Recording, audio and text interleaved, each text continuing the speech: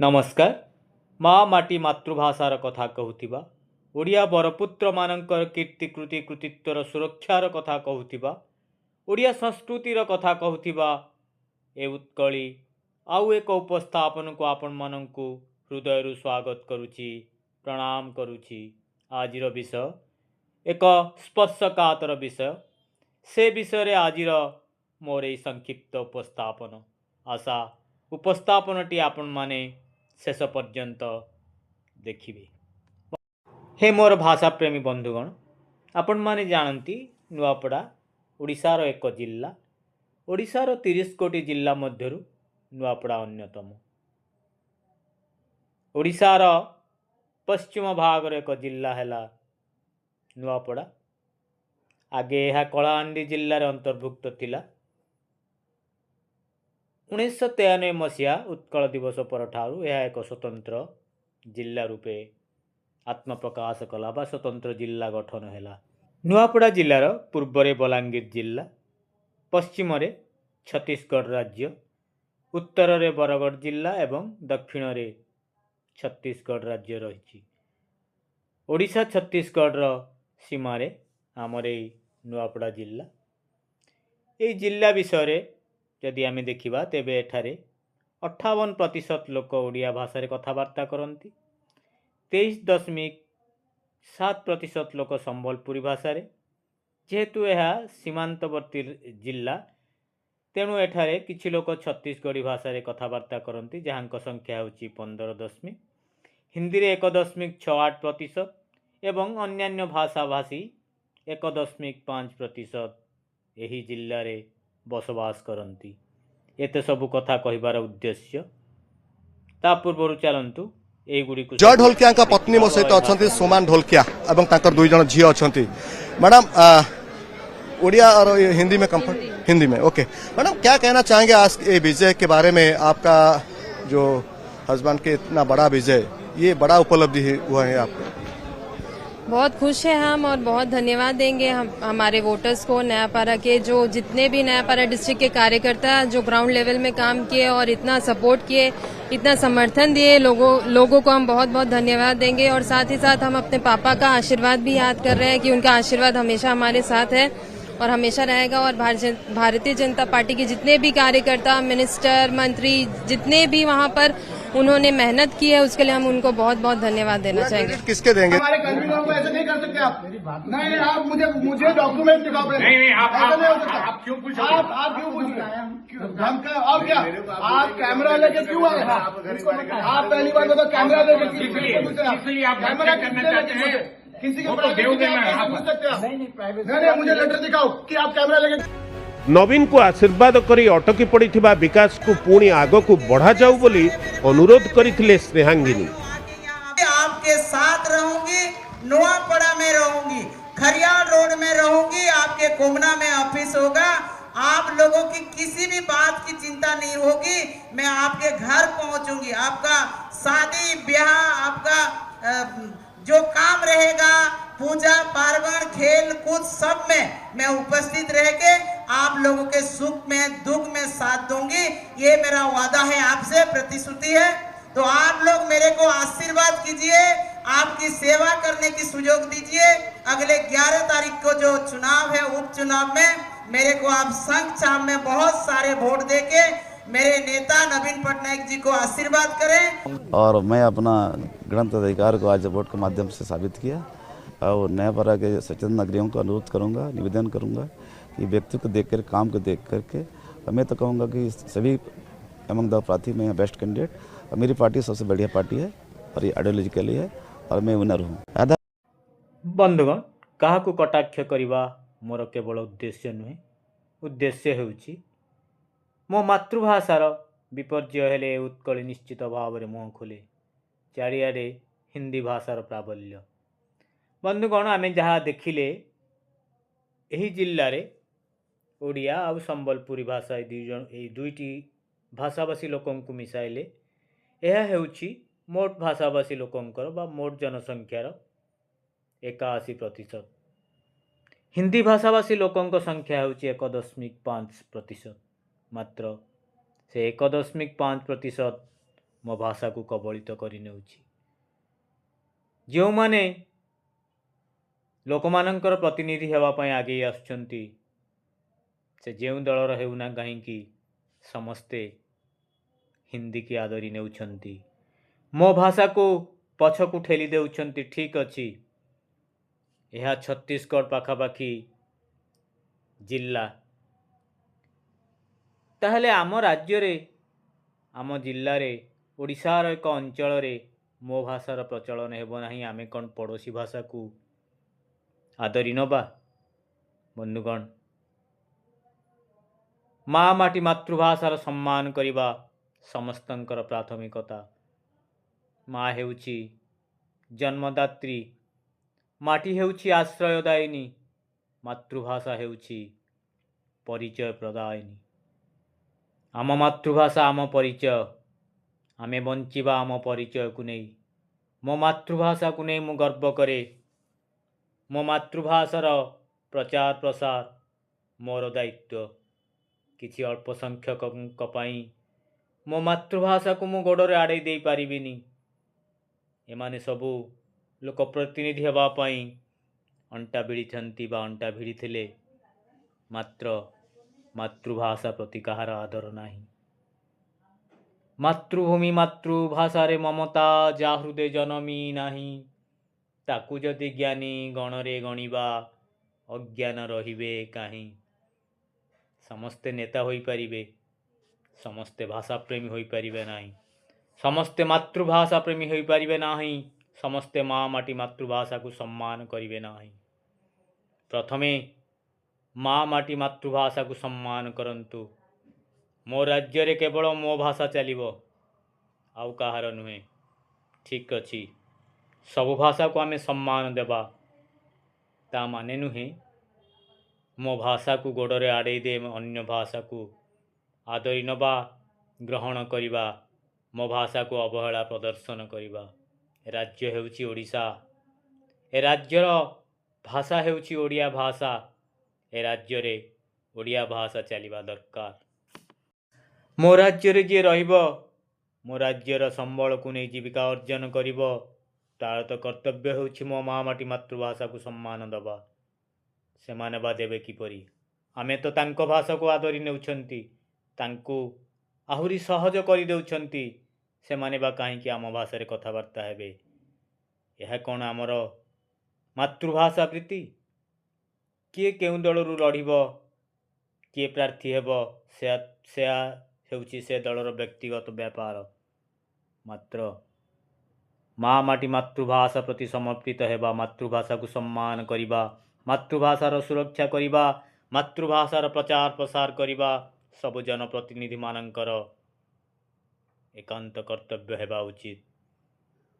ମାତୃଭୂମି କି ମା ମାଟି ମାତୃଭାଷାକୁ ସମ୍ମାନ ନ କଲେ ସେ ଜନପ୍ରତିନିଧି ପ୍ରକୃତ ଜନପ୍ରତିନିଧି ହୋଇପାରିବ ନାହିଁ। ଯୁକ୍ତି କରିବା ପାଇଁ ଅନେକ କିଛି କୁହାଯାଇପାରେ, ମାତ୍ର କିଛି ଅଳ୍ପ ସଂଖ୍ୟକ ଭାଷାଭାଷୀଙ୍କ ପାଇଁ ଆମ ଭାଷାକୁ ଜଳାଞ୍ଜଳି ଦେବା, ଏହା ମୋ ପରି ଏକ ଭାଷାପ୍ରେମୀର କେବେ ବି ସହ୍ୟ ହୋଇପାରେ ନାହିଁ।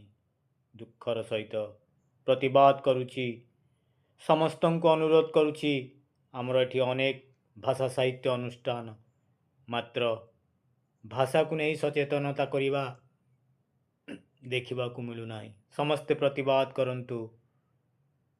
ନୂଆପଡ଼ା ହେଉଛି ଓଡ଼ିଶାର, ଏଠି ଚାଲିବ ଓଡ଼ିଆ ଭାଷା। ଓଡ଼ିଆ ହେଉଛି ଏ ରାଜ୍ୟର ରାଷ୍ଟ୍ରଭାଷା, ଏ ରାଜ୍ୟର ସରକାରୀ ଭାଷା। ହେ ଜ୍ଞାନଦୀପ୍ତ ଉତ୍କଳୀୟ ମାନେ, ହେ ଭାଷାପ୍ରେମୀ ମାନେ, ହେ ଓଡ଼ିଆ ସାହିତ୍ୟିକ ମାନେ, ହେ ଓଡ଼ିଆ ଅନୁଷ୍ଠାନ ମାନେ, ସମସ୍ତେ ସମ୍ମିଳିତ ହୁଅନ୍ତୁ। ଭାଷାର ଅପମାନକୁ ପ୍ରତିବାଦ କରନ୍ତୁ। ଭାଷା ବଞ୍ଚିଲେ ଆମେ ବଞ୍ଚିବା, ଭାଷା ବିନା ଆମର ପରିଚୟ ନାହିଁ। ତାପରେ ଆମ ଭାଷା ହେଉଛି ଏକ ଶାସ୍ତ୍ରୀୟ ମାନ୍ୟତା ପ୍ରାପ୍ତ ଭାଷା। ଏହାର ସୁରକ୍ଷା ଆମ ସମସ୍ତଙ୍କର ଦାୟିତ୍ୱ। ଧନ୍ୟବାଦ। ଶେଷ ହୋଇଛି ଚଳିତ ବର୍ଷର ବାଲିଯାତ୍ରା। ଓଡ଼ିଆ ଐତିହ୍ୟ, ଓଡ଼ିଆ ସମୃଦ୍ଧ ପରମ୍ପରା, ଓଡ଼ିଆ ଅସ୍ମିତା ସହିତ ଅତି ଓତପ୍ରୋତ ଭାବରେ ଜଡ଼ିତ ହେଉଛି ଏହି ବାଲିଯାତ୍ରା। ବିଶ୍ୱର ସର୍ବବୃହତ ଖୋଲା ରଙ୍ଗମଞ୍ଚ ହେଉଛି ବରଗଡ଼ ଧନୁଯାତ୍ରା ଏବଂ ସର୍ବବୃହତ ଖୋଲା ବାଣିଜ୍ୟିକ କ୍ଷେତ୍ର ହେଉଛି ବା ବାଣିଜ୍ୟିକ କାରବାରର କ୍ଷେତ୍ର ହେଉଛି ଏହି ବାଲିଯାତ୍ରା।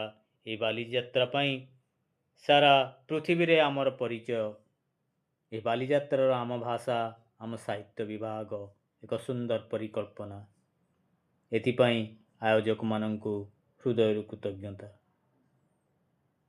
ଆମ ଭାଷାକୁ ବା ଆମ ଭାଷାର ପ୍ରଚାର ପ୍ରସାର ପାଇଁ ଏହା ନିଶ୍ଚିନ୍ତ ଭାବରେ ସହାୟକ ହେବ, ଏଥିରେ ସନ୍ଦେହ ନାହିଁ। ଆମ ବରପୁତ୍ରମାନଙ୍କୁ ଏଠି ପ୍ରଦର୍ଶିତ କରାଯାଇଥିଲା। ସେମାନଙ୍କ କୃତି କୀର୍ତ୍ତି କୃତିତ୍ୱ ବିଷୟରେ ବର୍ଣ୍ଣନା କରାଯାଇଥିଲା। ତା ସହିତ ଓଡ଼ିଆର ବର୍ଣ୍ଣମାଳା ସବୁ ସୁନ୍ଦର ଭାବରେ ସୁସଜ୍ଜିତ ହୋଇ ପ୍ରଦର୍ଶିତ ହେବା ସହିତ ଆୟୋଜକଙ୍କ ତରଫରୁ ମାଗଣାରେ ଓଡ଼ିଆ ପୁସ୍ତକ ମଧ୍ୟ ବଣ୍ଟନ କରାଯାଉଥିଲା, ଯାହାକି ଓଡ଼ିଆ ଭାଷାଭାଷୀ ଲୋକମାନଙ୍କ ମଧ୍ୟରେ ଆଗ୍ରହ ସୃଷ୍ଟି କରିଥିଲା, ସେମାନଙ୍କୁ ଆକର୍ଷିତ କରିଥିଲା ଏହି ସ୍ଥାନକୁ ବୁଲି ଆସିବା ପାଇଁ। ଆପଣମାନେ କହିପାରନ୍ତି ଏ ସୁନ୍ଦର କାର୍ଯ୍ୟକ୍ରମ, ତା ଦେହରେ ଭୁଲ ରହିଲା କେଉଁଠି? ନା, ଭୁଲ ଠିକ୍ ବିଚାର କରିବା ସେ ପ୍ରକାର ସାମର୍ଥ୍ୟ ମୋର ନାହିଁ, ସେ ପ୍ରକାର ବିଜ୍ଞତା ମୋର ନାହିଁ। ଯାହା ଆଖିରେ ପଡ଼େ ତାହା ମୁଁ କହେ। ଆପଣମାନେ କହିପାରନ୍ତି ବା କେହି ଜଣେ କହିଥିଲେ ଜିରାରୁ ଶିରା କାଢ଼ିବା ବନ୍ଧୁଙ୍କର ସ୍ୱଭାବ। ନା, ସେମିତିକା ଉଦ୍ଦେଶ୍ୟ କିଛି ନାହିଁ। ଆପଣମାନେ ଦେଖୁଛନ୍ତି ଛବିଳ ମଧୁ ବର୍ଣ୍ଣବୋଧ।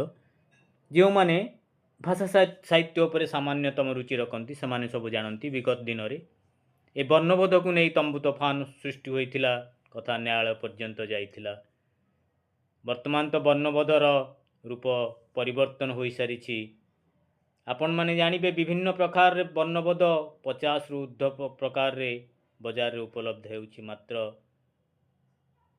ମଧୁସୂଦନ ରାଓ, ଭକ୍ତ କବି ମଧୁସୂଦନ ରାଓ ଯେଉଁ ବର୍ଣ୍ଣବୋଧ ପ୍ରଣୀତ କରିଥିଲେ 1896 ମସିହାରେ, ତାହା ହେଉଛି କେବଳ ବର୍ଣ୍ଣବୋଧ। ଛବିଳ ମଧୁ ବର୍ଣ୍ଣବୋଧ ନୁହେଁ, ଛବିଳ ବର୍ଣ୍ଣବୋଧ ନୁହେଁ, ସଚିତ୍ର ବର୍ଣ୍ଣବୋଧ ନୁହେଁ, ଏମିତି କିଛି ନାଁ ନଥିଲା।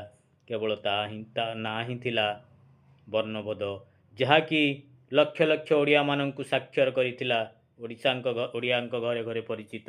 ତାପରେ ଗତ ବର୍ଷ ମଧୁସୂଦନ ରାଓଙ୍କ ଜୟନ୍ତୀ ଜାନୁଆରୀ 29 ତାରିଖରେ ବର୍ଣ୍ଣବୋଧର ରୂପରେଖ ତ ପରିବର୍ତ୍ତନ ହୋଇସାରିଛି। ତେଣୁ ଏଠି ପୁରୁଣା ବର୍ଣ୍ଣବୋଧ ଦେବାର କୌଣସି ଆବଶ୍ୟକତା ନଥିଲା। ଯଦି ଦେଇଥାନ୍ତେ ନୂଆ ରୂପରେ ଯେଉଁ ବର୍ଣ୍ଣବୋଧ ରହିଛି, ଯାହା ମଧୁବାବୁଙ୍କ ବା ମଧୁସୂଦନ ରାଓଙ୍କ ଦ୍ୱାରା ରଚିତ, ତାକୁ ଦେଇଥିଲେ ଖୁବ୍ ସୁନ୍ଦର ହୋଇଥାନ୍ତା। ସମସ୍ତେ କିଛି ନହେଲେ ବର୍ଣ୍ଣବୋଧ ବିଷୟରେ ଜାଣିପାରିଥାନ୍ତେ। ଆଉ ଗୋଟିଏ ବିଭାଗ ଥିଲା ବାର୍ତ୍ତାଟିଏ ଦିଅ ବହିଟିଏ ନିଅ। ଖୁବ୍ ସୁନ୍ଦର ପ୍ରୟାସ ଆୟୋଜକମାନଙ୍କର।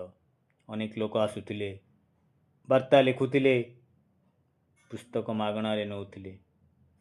ପୁସ୍ତକ କେଉଁଠୁ ଆସିଲା, କ'ଣ ଆସିଲା, କାହାର କେତେ ଖଣ୍ଡ ପୁସ୍ତକ ଆସିଲା, ସେ ବିଷୟକୁ ଯିବାର ଉଦ୍ଦେଶ୍ୟ ମୋର ନୁହେଁ। କଥା ହେଉଛି ଏ ଯେଉଁ ବହି ନେବା ପାଇଁ ଆସୁଥିଲେ ସମସ୍ତେ ପ୍ରାୟ ଓଡ଼ିଆ ଲୋକ, ମାତ୍ର ଖାତାରେ ଦସ୍ତଖତ କରିବା, ଯାହା ମୁଁ ଖାତାରେ ଦେଖିଲି ପାଖାପାଖି 90% ଲୋକ ଇଂରାଜୀରେ ଦସ୍ତଖତ କରୁଥିଲେ। ଖୁବ୍ ଦୁଃଖର କଥା। ଓଡ଼ିଆ ବହି ନେବା, ଓଡ଼ିଆ ପଢ଼ିବା, ମାତ୍ର ଓଡ଼ିଆରେ ଦସ୍ତଖତ କରିବା ନାହିଁ, ଇଂରାଜୀ ଭାଷାରେ ଦସ୍ତଖତ କରିବା ଦୁଃଖ ଦେଇଥିଲା। ଆୟୋଜକମାନଙ୍କୁ କହିଥିଲି ଏହି ଭାଷା ସାହିତ୍ୟ ବିଭାଗରେ କିଛି ବରପୁତ୍ରମାନଙ୍କର ଫଟୋଚିତ୍ର ସେମାନଙ୍କର ଉଲ୍ଲେଖନୀୟ କୃତି ସହିତ ପ୍ରଦର୍ଶିତ ହୋଇଥିଲା। ଆପଣମାନେ ପରଦା ଉପରେ ଦେଖୁଛନ୍ତି, ଏହା ହେଉଛି ଗୋଦାବରୀଶ ମହାପାତ୍ରଙ୍କ ବିଷୟରେ ଉଲ୍ଲେଖିତ ହୋଇଥିବା ଗୋଟିଏ ଫଟୋଚିତ୍ର। ଜନ୍ମ 1 ଅକ୍ଟୋବର 1898। ତାଙ୍କ କୃତି ସବୁ ରହିଛି ଉଠ କଙ୍କାଳ, ନିଆଁ ଖୁଣ୍ଟା ଇତ୍ୟାଦି ଇତ୍ୟାଦି। ଯାହାର ଓଡ଼ିଆ ସାହିତ୍ୟ ଉପରେ ବା ଓଡ଼ିଆ ଭାଷା ଉପରେ ସାମାନ୍ୟତମ ଆଗ୍ରହ ଥାଏ, ସମସ୍ତେ କହିପାରିବେ ଏହି ଫଟୋଟି ଗୋଦାବରୀଶ ମହାପାତ୍ରଙ୍କର ନୁହେଁ, ଏହା ହେଉଛି ଗୋଦାବରୀଶ ମିଶ୍ରଙ୍କର। ସେ ମଧ୍ୟ ଆମ ପାଇଁ ପୂଜ୍ୟ, ଚିରବନ୍ଦିତ, ଅଭିନନ୍ଦିତ। ବାସ୍ତବରେ ଆମେ କ'ଣ କଲେ? ଗୋଦାବରୀଶ ମିଶ୍ରଙ୍କ ଜାଗାରେ ଗୋଦାବରୀଶ ମହାପାତ୍ର ଲେଖିଲେ। ଗୋଦାବରୀଶ ମିଶ୍ର ଯିଏକି ଅକ୍ଟୋବର 26, 1886 ମସିହାରେ ଜନ୍ମଗ୍ରହଣ କରିଥିଲେ, କ'ଣ କଲେ? ଆମେ ଉଭୟ ଗୋଦାବରୀଶ ମିଶ୍ର ଏବଂ ଗୋଦାବରୀଶ ମହାପାତ୍ରଙ୍କୁ ଅସମ୍ମାନିତ କଲେ।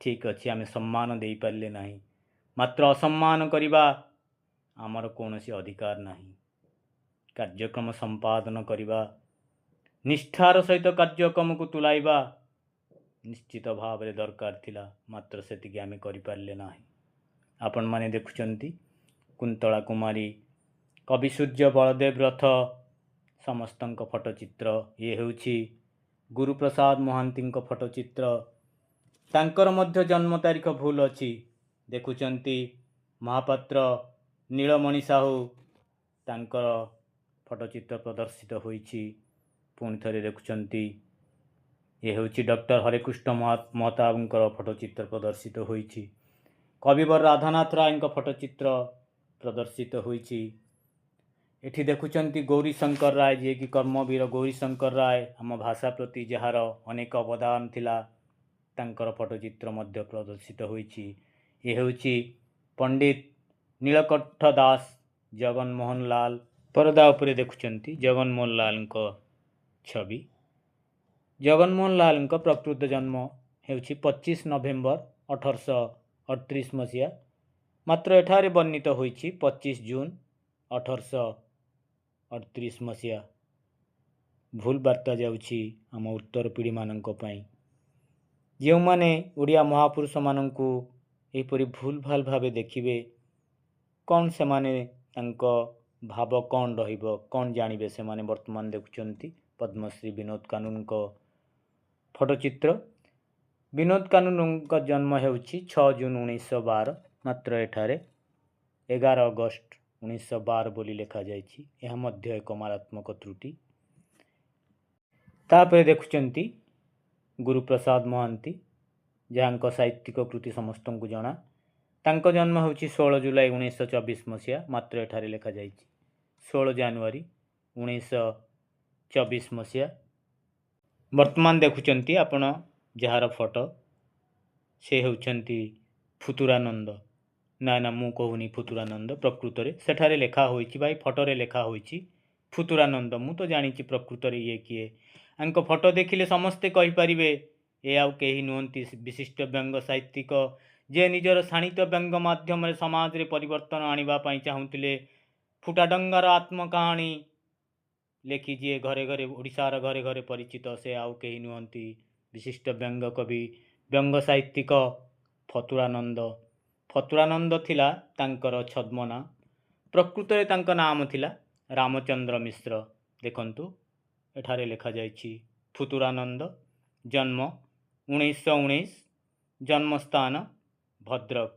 प्रकृत में तांका नाम हेउछि फतुरानंद जहाँ हेउछि छद्म नाम प्रकृत नाम रामचंद्र मिश्र जन्म 1 जून 1915 मसीहा झांझीर मंगला कटक ठारे निकटरे एही महापुरुषंकर साध दिवस जाइछि जहाँकि 6 नवेम्बर रे थिला आमे तांको पई उत्कली चैनल एक उपस्थापन करिथिलु कथा हेउछि आम महापुरुष माननकु नेकी काहेकि एपरि परीक्षा निरीक्षा यही कार्यक्रम को संपादन करिबारे कौन आदर नथिला कथारे अछि आदर नथाई जेउ भोजन गामुछा नथाई जेउ स्नाहन काम करिबा पई निष्ठा दरकार आदर दरकार करिबा पई करिदेले हेबो नाही यह महापुरुषंक कथा उत्तर पीढ़ी मानक पई आमर दायित्व रहिछि आम उत्तर पीढ़ी शिखिबे कौन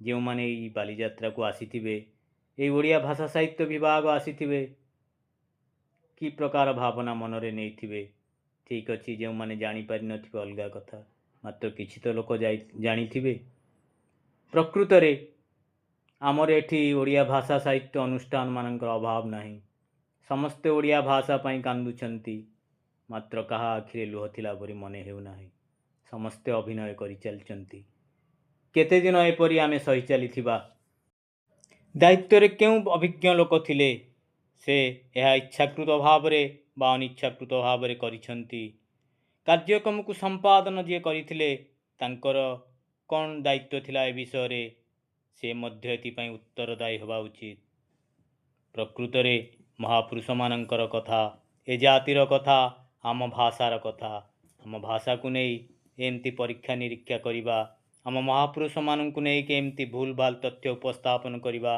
केबे भी ए उत्कली सह्य करिपारिब नाही। हे भाषाविद माने, हे भाषा विज्ञानी माने, हे साहित्यिक माने, हे भाषा पंडित माने समस्ते प्रतिवाद करंतु। आयोजक पुणी थरे देखंतु सेमाने कौन करिछंती, सेमानंकर भूल को सेमानंकर त्रुटि को स्वीकार करंतु। एही त्रुटि जेपरि आगामी दिन में पुनरावृत्ति न घटे सेथिपाई दायित्व नियंतु, क्षमा प्रार्थना करंतु।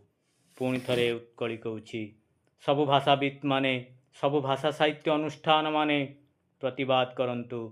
आम भाषा को नहीं एमती खेल खेलिबा केबे भी आमे सही पारिबु नाही। आम भाषा हेउछि आम माँ, आम भाषा हेउछि आम परिचय। भाषा बंचिले आमे बंचिबा। हे बंधुगण, मातृभाषार सुरक्षा समस्तंकर प्राथमिकता हेउ। मातृभाषार प्रचार प्रसार करिया पई समस्ते आगे आसंतु। मोर ए भाषाभित्तिक उपस्थापन जदि आपण मानकु किंचित मात्रा रे भल लागि थाए तेबे चैनल को लाइक, शेयर एवं सब्सक्राइब करिवे एवं मतामत बाक्स रे मतामत देबे, वंदे उत्कल जननी लिखिबे। मोर ए उपस्थापन जदि कहा मनरे आघात देई थाए तेबे मते आपणक महानतारे क्षमा करि देबे। धन्यवाद। वंदे उत्कल जननी। मु ओडिया, मो भाषा बढ़िया।